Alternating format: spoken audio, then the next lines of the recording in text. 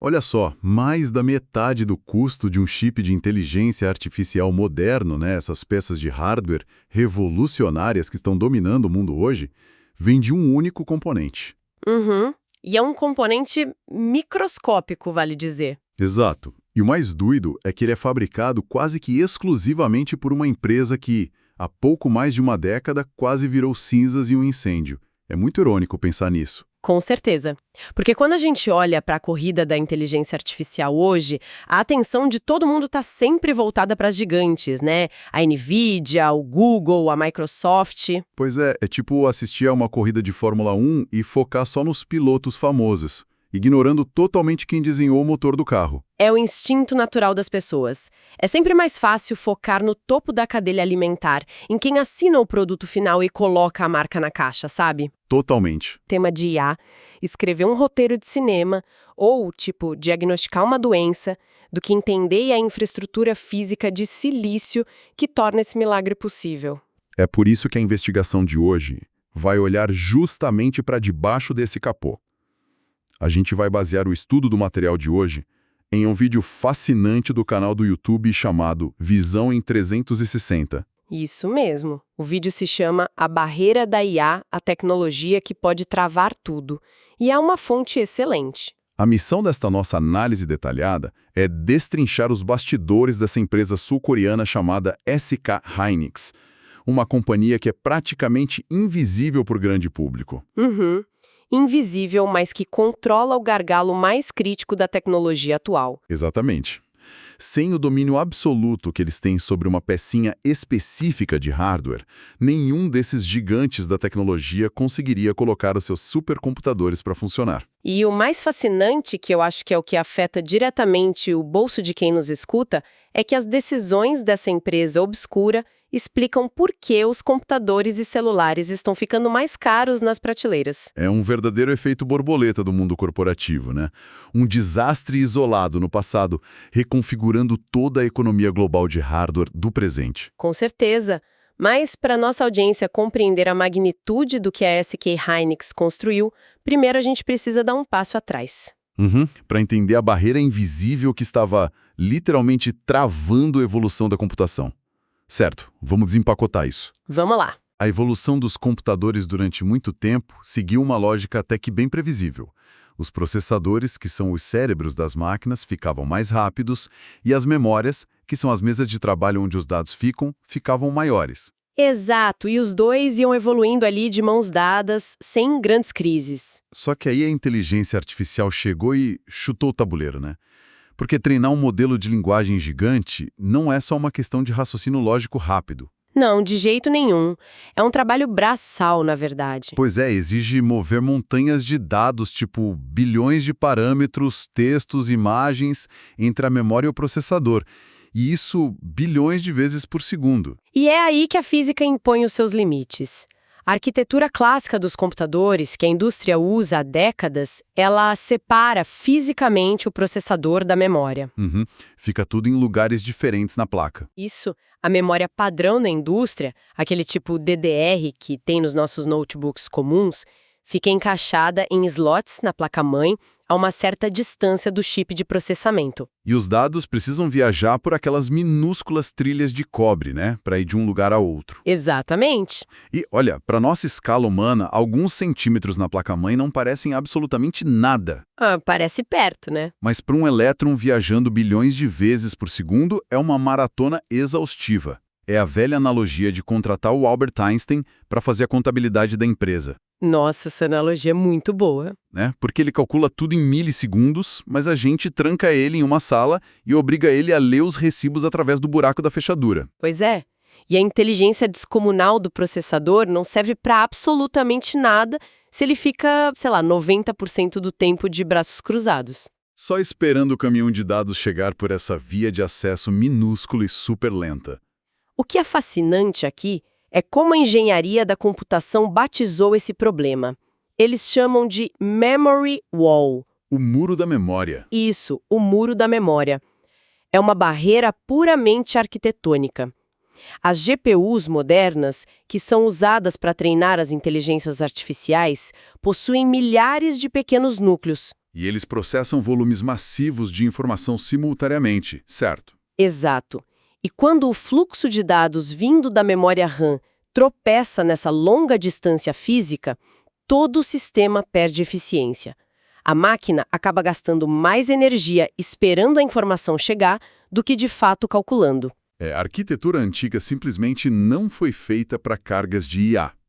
Então, a indústria trilionária estava meio que batendo a cabeça contra esse muro de tijolos de silício e não tinha uma solução fácil ali. Não mesmo, porque alterar o design das placas-mãe ou, sei lá, tentar mudar a velocidade da luz nas trilhas de cobre não era uma opção, né? Com certeza não. O problema exigia uma reinvenção total da forma de fabricar e instalar memória. E a reviravolta, que parece até filme, é que a solução para esse problema surgiu de um lugar muito improvável, de uma empresa que não tinha nada a perder porque quase perdeu tudo. Nossa, sim. O ano era 2012 e a SK Hynix enfrentou um desastre em proporções bíblicas. Um incêndio devastador tomou conta de uma de suas fábricas de semicondutores mais avançadas. E olha, a gente precisa dimensionar o que isso significa para quem acompanha a nossa análise. Não é um galpão qualquer pegando fogo. De jeito nenhum. O incêndio ocorreu dentro de um clean room, uma sala limpa de nível industrial. Que é um ambiente que faz o centro cirúrgico de um hospital parecer uma oficina mecânica suja, né? Precisamente.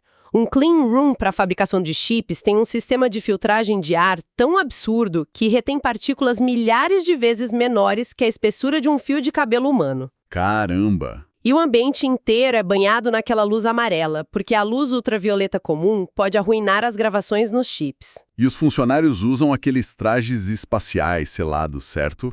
Não para se protegerem, mas para proteger o silício da respiração deles. Isso, porque a menor partícula de poeira que pousar em um circuito microscópico destrói uma peça de milhares de dólares. E aí, no meio dessa perfeição toda, acontece um incêndio. Fumaça, fuligem, produtos químicos derretendo, água dos sistemas de emergência. O estrago não é só um maquinário físico que derreteu, o que já custa centenas de milhões. Claro, a fuligem química contamina absolutamente tudo pelos dutos de ventilação, né? Exatamente.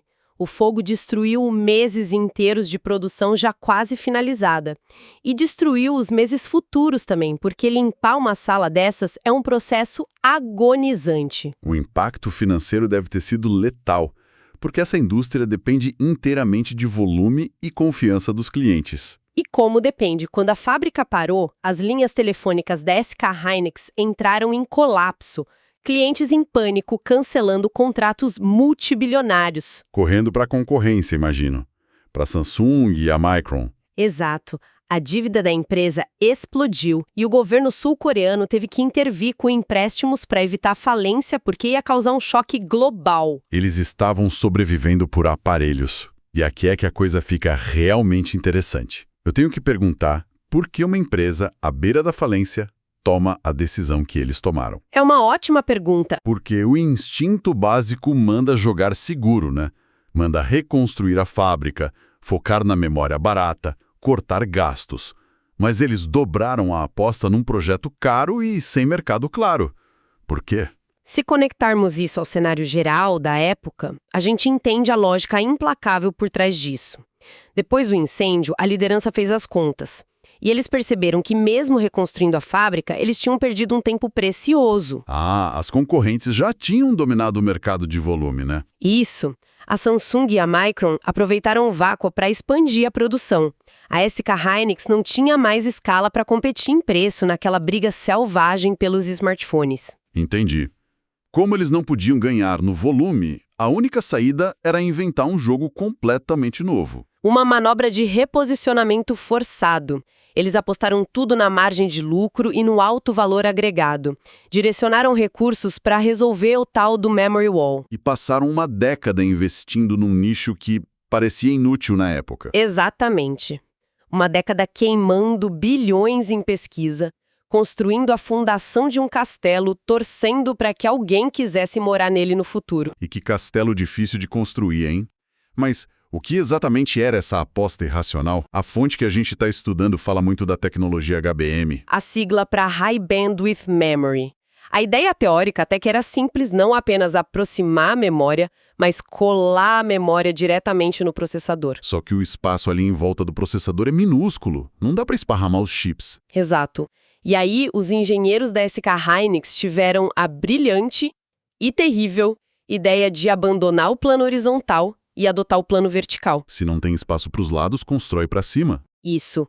Eles começaram a criar verdadeiros arranha-céus microscópicos de silício. Eles empilham até 12 camadas de memória, chamadas de dies, como uma torre. E a fonte destaca um detalhe absurdo. Essa torre de 12 andares tem uma espessura final menor que 1 milímetro. Menor que 1 milímetro. É impressionante. Mas aí me vem uma dúvida técnica. Como que os dados lá do 12º andar descem para o processador no térreo? Essa é a parte que torna a fabricação da HBM a mais difícil do mundo. Eles usam uma técnica chamada TSV, que significa perfurar milhares de túneis verticais microscópicos. Através de todas as camadas. Isso. Perfuram o silício, que é frágil como vidro, e preenchem esses microtúneis com cobre. Nossa, é como construir um prédio de 12 andares. E se a fiação de um único andar dá defeito no meio da montagem, o que acontece? Não dá para consertar, né? As camadas estão fundidas. Não dá. Se um andar falhar, a estrutura inteira vai para o lixo. Precisam implodir o prédio inteiro. A matemática disso é brutal.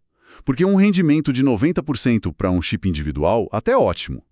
É o padrão da indústria. Mas ao empilhar 12, a probabilidade composta faz com que uma quantidade absurda de torres perfeitas vá direto para o lixo. O prejuízo deve ser gigantesco. E tem mais, viu? Além da taxa de desperdício na montagem, tem o problema do espaço físico que esses túneis ocupam. Ah, claro. Os túneis TSVs ocupam espaço no wafer de silício, aquele disco original onde os chips são recortados, onde tem um buraco de túnel, não tem como armazenar dados. Faz todo sentido. Quer dizer que, com o mesmo material, se produz muito menos capacidade de memória útil do que nos chips tradicionais. Exatamente. A HBM é, de fato, a memória mais difícil e custosa de fabricar do planeta. É insano.